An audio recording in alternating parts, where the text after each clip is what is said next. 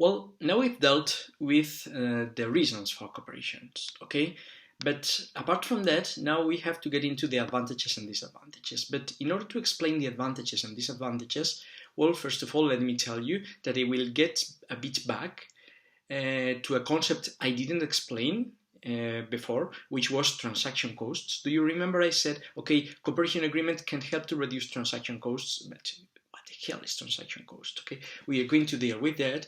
And I'm going to use a board, okay, a small board, because in order to get bored, okay, so let's, in order to do something different, sorry, I don't know how to do this handsplaining, so I am going to use the result of board. But, well, I said we were going to deal with transaction costs, okay? I'm going to explain transaction costs. So what the hell are transaction costs? Well, the man who created this concept was Ronald Coase. Ronald Coase is an economist who in 1937 wrote an article about the nature of the firm. And if you have studied economy, in economy we have been told that markets are the place where the supply and the demand meet, okay? And the supply side depends on the firms which are producers, which produce goods and services, okay? And they sell them into the markets and it meets the demand, so we reach a price and so on. Well, beautiful, but where do firms come from? Well, Ronald Coase dealt with it in his article in 1937. He got the Nobel Award in 1991. A lot of time after that. Okay, but in his article he explained, okay, why do firms exist? Are they magically created? Do they, his words, appear like cords when we are creating butter, when we are producing butter? Or how is this? Okay, the thing is that he said, okay, the market is a good mechanism, but it has got some costs. When we use the market in order to arrange transactions, we have to bear some costs. And these costs can be called transaction costs. Let me give you an example, okay? Imagine that you want to learn to dance Zumba. So you need a Zumba teacher. In order to get to that Zumba teacher, first of all, you need to know people who are Zumba teachers. So you are going to ask your colleagues, you are going to look for recommendations, So in the end, first of all, you will need information. So there are going to be some information costs that you have to bear. Secondly, you will have to get to an agreement with that Zumba professor. You will have to negotiate. There are going to be negotiation costs. You need to arrange a price. You need to arrange a timetable, a schedule. You need to more things, okay? Finally, imagine that you have got to an agreement and you are going to pay your new Zumba professor, let us say 20 euros per hour, and that person is going to come Tuesdays and Thursdays from 7 to 8 to your house. Great. Then Tuesday comes and that person doesn't arrive to your house and doesn't appear because, well, let us say that someone else has offered him or her more money for the class, okay? So that person doesn't appear.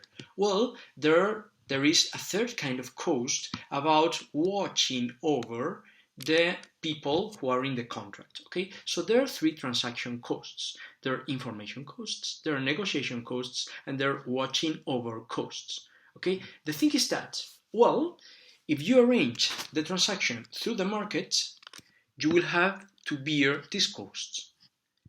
What happens if you go to a firm? Imagine that you go to an academy, a Zumba academy, one of these academies which are in the neighborhoods and so on. Normally, you are going to get a lower price. A lower price, why? Because firms are more efficient.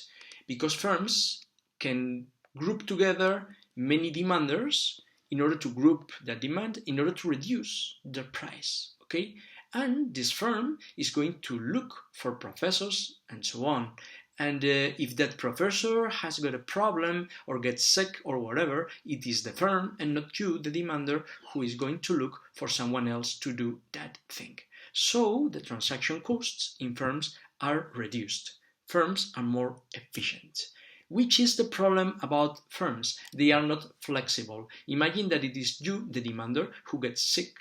in the middle of a month, and you are going to ask your Zumba Academy, okay, no, but I cannot take the lessons this week and next week, and so they are going to tell you, I'm not to blame, that's your problem, okay? Sometimes they are going to be gentle, but it depends on them. The thing is that firms are less flexible than markets. If this was your Zumba teacher, after a lesson, if you think that that person is not worth it or whatever, you can say, okay, no more lessons of Zumba. Okay, so markets are flexible. Firms are efficient in order to arrange transactions. This in order to tell you what? This in order to tell you that cooperation is somewhere in the middle. I mean, cooperation allows you to get at the same time efficiency from firms and flexibility from markets.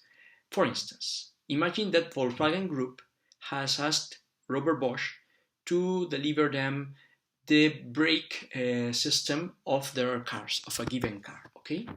What happens if Robert Bosch fails? Well, maybe in a couple of years, Volkswagen is going to look for a new supplier. They are going to break up the contract. So it is more flexible than if Volkswagen did it themselves. On the other hand, it is more efficient than going to the market series after series after series of cars looking for the brakes. Okay, so it's a commitment between efficiency and flexibility. It is somewhere in the middle. It allows the firm to get both. Okay, it also allows to reduce the risk and uncertainty of some projects. Why? Well, because they are shared. So if you share the risk and you share the uncertainty, you reduce that problems. Okay. As I told you, this cooperation can be compared with many things. For instance, we can compare it with the firm, with arranging internally the transactions. Cooperation is less complex. It reduces the organizational complexity. Okay, it reduces exit barriers. It's more flexible cooperation than firms, clearly, and it allows each partner to focus on its capacities, on its core competences. So each partner is focused on what they really know how to do, okay, what they are really good at. On the other hand, if you compare it with the market, the relationship is more stable. Cooperation is also more efficient. It reduces transaction costs. And finally, compared with the market, it can reduce some risks. For instance, when you enter a new country or when you enter a new industry, you are sharing the risk with your partner. And maybe your partner has got valuable resources, as the example I gave you about Grupo Pips, okay? So it's going to be this valuable resources that can help you to overcome entry barriers. Finally, if you compare it with the other modality, the other possibility of external growth with M&As, if you compare it with M&As, and in cooperation agreements, do you remember that in M&As we had to integrate the people and the systems and the organizations and so on? Well, in cooperation agreements, there's less need for integration. I am not saying that there is no need, but there is less need. Then, do you remember I said flexibility again?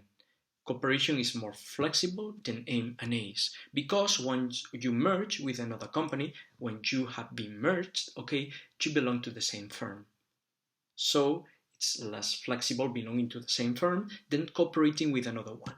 Finally, if you remember, there were some problems with competence authorities in M&As. Well, the problems are lower when dealing with cooperation agreement. I am not saying that they don't exist. There can be problems, but they are less important. They are lower. Okay? Well, we have said the pros. What about the cons? Which are the pitfalls of cooperation agreements? Well, the first and the main one. When you are cooperating with another company, then you get another company to know you deep. Okay? And this knowledge can lead them to erode your competitive advantage. Maybe they are going to learn so much about you that they, in the future, can want to do it themselves. This is called Troy horse effect, and it's the main danger in cooperation agreement. Then we have got less autonomy in decisions. If you remember, I told you that, for instance, franchisee of Burger King cannot produce pizzas. It's not autonomous in decision, or cannot say, okay, we are going to charge 10 euros per burger. This cannot be done. okay? The complexity of the organization is higher compared with markets, obvious, okay? So cooperation increases the complexity of the organization of the firm. There can be a problem of power distribution. What do I mean by this? Okay, I have told you about the high velocity train of the desert, of the Arab desert, okay? Many no, but some Spanish companies have created a consortium in order to deal with that project. And some of the people have been moved to that consortium. The thing is that when important decisions have to be taken, these decisions, the majority of the times, are not taken by the people in the consortium, but they are moved back to the headquarters of the different companies cooperating, if the decisions are very important. Why? Because it's really difficult to give a complete delegation of power to the people who are in charge of that product, of that process, okay? Maybe this is a minority of the decisions, but it's obvious that there can be, well, I'm not saying problems, but you have to create a standard or a schedule, or you have to deal with power distribution things, okay? There can be problems of lack of trust and lack of commitment. Why? Well, do you remember Troy Horse effect? Yes, if you fully trust your partner and then your partner frames you, you're going to have a problem. So there are many companies that in fact trust but not, but This lack of trust can lead to trust of commitment. I am not going to give my best resources to the cooperation agreement in case my partner could want to learn from me.